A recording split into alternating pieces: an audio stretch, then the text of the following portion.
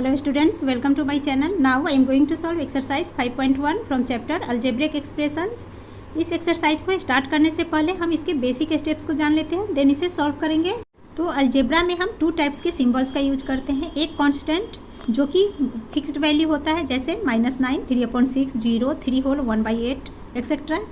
इसी तरह से वेरिएबल्स की फिक्स्ड वैल्यू नहीं होती है, तो वेरिएबल्स को हम लेटर्स के थ्रू रिप्रेजेंट करते हैं, जैसे XYZ, LMNO, मतलब कुछ भी जो आप मान लेते हो, तो ये हमारा वेरिएबल्स कहलाता है। वेरिएबल्स को ही लिटरल नंबर्स या ओनली लिटरल भी बोलते हैं। नाउ कांस्टेंट एंड वेरिएबल्स, इन्हें हम एक साथ जोड़कर रिप्रेजेंट करते हैं। तो एक साथ जोड़कर रिप्रेजेंट कैसे करेंगे?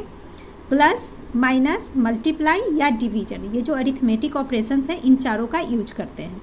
सो हम बोल सकते हैं कि जो अलजेब्रिक एक्सप्रेशंस है वो कलेक्शन है कांस्टेंट एंड वेरिएबल्स का, जो एक या एक से ज़्यादा अरिथमेटिक सिंबल्स के साथ कनेक्ट होता है।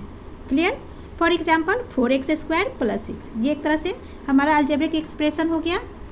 अब अलजेब्रिक एक्सप्रेशंस के टर्म्स के बारे में समझते हैं। तो जैसे फॉर एग्जांपल ले लीजिए 4x² + 6x + 8 मान लीजिए, इस तरह से है, ये हमारा अलजेब्रिक एक्सप्रेशन है। इसमें टर्म्स क्या होगा? तो देखिए 4x², ये एक टर्म हो गया, सेकेंड टर्म 6x हो गया, तो इस तरह से ये हमारा टर्म होता है। ठीक है, तो इसमें आप ध्यान देना कि जब सिंगल टर्म होगा, जैसे ओनली 4x², ये एक टर्म है, सिंगल टर्म है, तो इसे हम मोनोमियल बोलते हैं। एंड जब दो टर्म होता है, जैसे 4x² + 6, ये दो टर्म हो गया, अलग कर दे तो इस तरह से, जैसे 4x² + 6x, इसमें ये दो टर्म है, तो इस दो टर्म को हम बाइनोमियल बोलते हैं। यहाँ हमारे पास 1, 2 एंड 3 टर्म है, तो 3 टर्म को ट्राइनोमियल बोलते हैं। इससे ज़्यादा अगर टर्म होता है तो उसे हम मल्टीनोमियल टर्म बोलते हैं। क्लियर? अब यहाँ एक और एक चीज़ समझ लेते हैं, जैसे 4x² + 6x + 8। क्लियर? इसमें हमें से पूछा जाए कि कांस्टेंट टर्म क्या है, तो देखिए 8 को हम बोलेंगे कांस्टेंट टर्म, ये हमारा कांस्टेंट टर्म, यानी कि ओनली नंबर्स होंगे उसे हम कांस्टेंट टर्म बोलते हैं। क्लियर? अब यहाँ पे ये जो 4 है या ये जो 6 है, इसे हम लिटरल कोएफिशिएंट बोलते हैं, सॉरी न्यूमेरिकल कोएफिशिएंट बोलेंगे। ठीक है, जैसे 4 के साथ वेरिएबल लगा है, 6 के साथ वेरिएबल्स है, तो वेरिएबल्स के साथ जो नंबर होता है वो नंबर हमारा न्यूमेरिकल कोएफिशिएंट कहलाता है। एंड XYZ, LMNO जो भी होगा वेरिएबल्स, उसे हम बोलते हैं लिटरल कोएफिशिएंट। क्लियर? तो अब एक्सरसाइज सॉल्व कर लेते हैं। फर्स्ट क्वेश्चन है, form the algebraic expressions using variables, constants and arithmetic operations. तो यहाँ पे हमें ये जो गिवन क्वेश्चन है, इसमें वेरिएबल्स का यूज करना है, कांस्टेंट का यूज करके एंड अरिथमेटिक ऑपरेशन का यूज करके हमें एक अलजेब्रिक एक्सप्रेशंस बताना है। और साथ में एक चीज़ और आप ध्यान रखना है, जैसे प्लस एंड माइनस का साइन टर्म्स को अलग करता है। ठीक है, ये हमेशा आप ध्यान रखना कि प्लस और माइनस टर्म्स को अलग अलग करता है। नाउ सब पार्ट 1, 6 मोर देन। अब देखिए 6 मोर मतलब 6 ज़्यादा है, जब मोर होता है तो हम किसका साइन यूज करते हैं? प्लस का। लेस रहेगा तो माइनस का साइन। ठीक है, तो 6 मोर देन, दैट मीन्स हमें +6 करना है। अब 6 किस में प्लस करना है? सो आगे बढ़ते हैं। थ्राइस अ नंबर x, मतलब एक नंबर है x। ठीक है, नंबर क्या है? x का थ्राइस, दैट मीन्स 3x। अगर डबल ऑफ x रहता तो 2x लिखते हैं, थ्राइस मतलब 3, तो थ्राइस अ नंबर x, यानी कि नंबर का 3 गुना, that means 3x। So 3x में हम +6 करेंगे। सो आंसर हमारा क्या हो जाएगा? 3x + 6, यानी कि 3x से 6 ज़्यादा। ठीक है, मोर देन लिखा हुआ है, दैट मीन्स जो पार्ट लिखा हुआ उसमें हमें 6 प्लस करना है। सो 3x + 6। Next 5 times x। अब 5 टाइम्स x का मतलब हो गया 5x। क्लियर?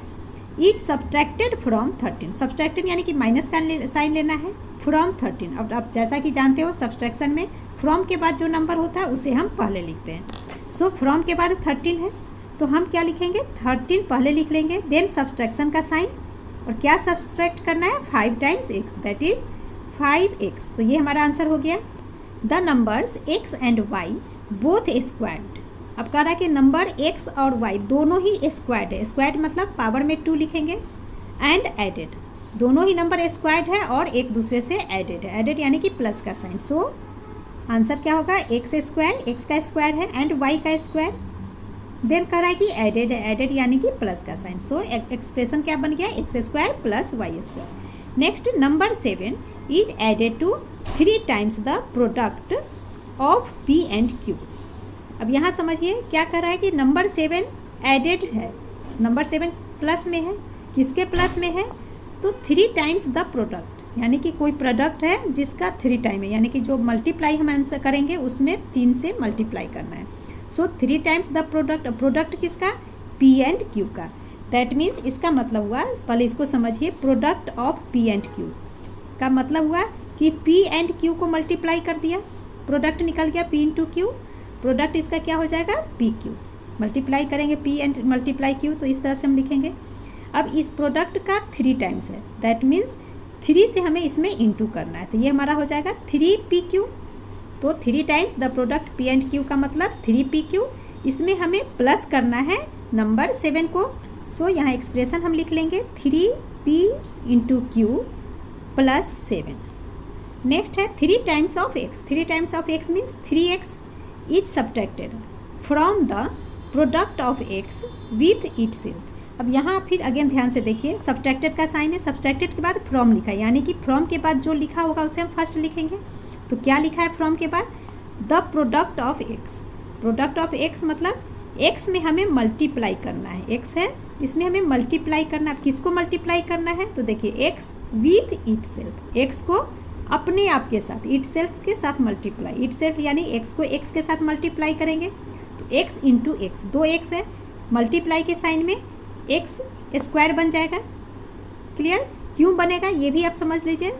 देखिए जब x इंटू एक्स इस तरीके से, तो इसके पावर में कुछ नहीं, दैट मीन्स पावर 1 है, तो इस पावर को हम मल्टीप्लाई के साइन में एक्स वाई जेड जो भी वेरिएबल्स होगा उसके पावर को प्लस करते हैं। सो 1 + 1 ये हमारा 2, यानी कि ये x को x से मल्टीप्लाई करेंगे तो प्रोडक्ट क्या आएगा, एक्स स्क्वायर। अब एक्स स्क्वायर में हमें सब्ट्रैक्ट करना है, ठीक है, तो हम लिख लेंगे एक्स स्क्वायर माइनस, क्या हम सब्ट्रैक्ट करेंगे, 3 टाइम्स ऑफ एक्स, एक्स का 3 गुना, that means 3x। So expression is X square minus 3x। Next sub part 6th, sum of the numbers m and n is subtracted. अब क्या sum करना है, sum of the number, number हमारा m and n है, m and n का sum, that means m + n, उसे हमें subtract करना है फ्रॉम दियर प्रोडक्ट। फ्रॉम के बाद दियर प्रोडक्ट, यानी कि प्रोडक्ट जो आएगा उसे हम पहले लिखेंगे। तो दियर प्रोडक्ट किसका प्रोडक्ट, तो m एंड n का प्रोडक्ट, प्रोडक्ट यानी multiply, that means m into n, जब मल्टीप्लाई करेंगे तो ये हमारा हो जाएगा m इंटू n को mn ऐसे लिखेंगे एक साथ, देन सब्ट्रैक्टेड का साइन। अब क्या सब्ट्रैक्ट करेंगे, m + n को, m और n के सम को सब्ट्रैक्ट करना है। सो ब्रैकेट्स में हम लिख लेंगे m + n। Question 2 is a taxi charges ₹9 per kilometer and a fixed charges of ₹50 if the taxi is had for x kilometer, write algebraic expressions। तो देखिए कहा जा रहा है कि एक टैक्सी जो है वो पर किलोमीटर यानी कि 1 किलोमीटर के लिए 9 रुपीज़ चार्ज कर रहा है एंड उसका फिक्स्ड चार्ज 50 रुपीज़ है। x किलोमीटर जाने के लिए हाइड किया गया, तो अल्जेब्रिक एक्सप्रेशन क्या बनेगा ये हमें बताना है। इसे आप ऐसे समझ सकते हो, मान लीजिए कि यहाँ पे आपका हाउस है, ठीक है, ये आपका हाउस है, आपको मूवी देखने जाना है, ये आपका मूवी हॉल हो गया, मूवी के लिए आपको जाना है, आपके हाउस से यहाँ मूवी के लिए आपको जाना है, तो ये टोटल डिस्टेंस मान लो आपकी 10 किलोमीटर है। आप एक यहाँ मूवी जाने के लिए क्या करते हो, एक टैक्सी हायर करते हो, ठीक है। तो कहा जा रहा है कि टैक्सी की जो फिक्स्ड चार्ज है ना, टैक्सी को आपने हायर किया, टैक्सी वाले को बुलाया, तो ये यहाँ आने का इसका फिक्स चार्ज है कि मैं आऊँगा तो 50 रुपीज़ आपसे लूँगा, ठीक है, तो 50 रुपीज़ इसका फिक्स चार्ज है। उसके बाद ये बोल रहा है कि 1 किलोमीटर के लिए 9 रुपीज़, मान लो यहाँ से यहाँ 1 किलोमीटर, इसके लिए 9 रुपीज़ चार्ज है और आपको जाना 10 किलोमीटर है, तो हमारा टोटल चार्ज क्या हो जाएगा, 9 × 10, एक तो ये हो गया 90 एंड दूसरा ये फिक्स्ड चार्ज 50 रुपीज़ ले रहा है। सो 90 + 50 हमारे पास टोटल चार्ज निकल जाएगा। क्लियर। एंड क्वेश्चन में 10 की जगह पे आपको दिया गया कि x किलोमीटर जाना है, दैट मीन्स चार्ज क्या बन जाएगा, एक्सप्रेशन हमारा यहाँ पे 9 × x 9x and plus 50 rupees. Clear. So हम एक्सप्रेशन में लिख लेंगे इज इक्वल टू ₹9x + 50, ये हमारा आंसर हो गया। Now question 3, write down the algebraic expressions whose terms are, terms दिया गया है, इनके लिए हमें अल्जेब्रिक एक्सप्रेशन बनाने हैं। तो सिंपल है, देखिए 5a, -3b, c, तो जहाँ जहाँ पे आपका कॉमा है वहाँ पे हम प्लस का साइन दे देंगे। एंड जब देखिए प्लस देंगे यहाँ पे कॉमा की जगह पे हम प्लस देते हैं, तो प्लस इंटू माइनस, माइनस ही बन जाएगा। सो हम लिख लेंगे 5a -3b + c, ये हमारा अल्जेब्रिक एक्सप्रेशन हो गया। सो आंसर हम लिख लेंगे 5a, कॉमा की जगह प्लस एंड अगेन, पहले इस चलिए एक क्वेश्चन को पूरा कंप्लीट करते हैं। कॉमा है, यहाँ प्लस का साइन, देन -3b दे रखा है, सो ब्रैकेट्स में -3b, अगेन कॉमा तो +c। क्लियर। अब दो साइन एक साथ नहीं रख सकते, सो इसे सॉल्व कर लेंगे तो ये हमारा एक्सप्रेशन हो जाएगा 5a plus into minus -3b and ये +c। Clear. Next x² comma -5x comma 6, again comma की जगह हम प्लस लेंगे तो सिंपल सा देखिए प्लस इंटू माइनस माइनस ही होगा, सो डायरेक्ट इसका आंसर हम लिखेंगे x² -5x एंड कॉमा यहाँ पर कोई साइन नहीं है, सो प्लस का साइन देकर 6। क्लियर। तो सिंपल सा फंडा है, जब भी आपको इस तरह से आए माइनस है तो आप डायरेक्ट माइनस निकालो, बिकॉज प्लस माइनस तो माइनस ही होगा। नाउ सब part 3, x² y comma xy comma -xy², तो इसका एक्सप्रेशन हो जाएगा x² y प्लस xy, यहाँ देखिए प्लस एंड माइनस आएगा, सो माइनस ही हो जाएगा xy²। ये हमारा आंसर हो गया। नाउ क्वेश्चन 4, अब इसमें हमें कहा जा रहा है कि एक्सप्रेशन लिखा हुआ है, इसके लिए टर्म्स लिखे। जैसे क्वेश्चन 3 में टर्म्स लिखा हुआ है कॉमा देकर, तो हमने एक्सप्रेशन लिखा, ठीक है। इसी का जस्ट उल्टा 4 में कहा जा रहा है। 4 में हमें एक्सप्रेशन दे दिया गया, टर्म्स लिखने, टर्म्स यानी कि अलग अलग करना है। तो फर्स्ट हमारा है 3 - 7x, तो इसका टर्म्स क्या हो जाएगा 3, एक तो 3 हो गया, कॉमा देंगे, देन -7x, तो ये हमारा दूसरा टर्म है। क्लियर। 7 एंड x ये इंटू के फॉर्म में है, तो इसे हम अलग नहीं करेंगे, बिकॉज मल्टीप्लाई और डिवाइड वो अलग नहीं होता है। टर्म्स को कौन अलग करता है, plus and minus, so minus का साइन होगा तो माइनस हम जरूर लेंगे। तो 3 कॉमा ये एक टर्म हो गया एंड सेकेंड टर्म -7x। इसी तरह सेकेंड सब पार्ट में 2 - 5a प्लस 3/2b, तो इसका टर्म्स क्या क्या हो जाएगा 2 हो गया, कॉमा अब -5a है, सो -5a कॉमा अब क्या है प्लस 3/2b, तो प्लस की साइन देने की ज़रूरत नहीं है, ओनली हम लिख लेंगे 3/2b। नाउ 3 इसका टर्म लिख लेते हैं, तो ये हो गया 3x⁵ कॉमा प्लस 4y3, सो इसे हम लिख लेंगे 4y⁵, कॉमा अब ये माइनस का साइन है तो माइनस का साइन जरूर लेते हैं। माइनस किसके साथ है 7xy², सो 7xy², देन +3 है तो पहले कॉमा दे लेंगे एंड यहाँ हम लिख लेंगे 3।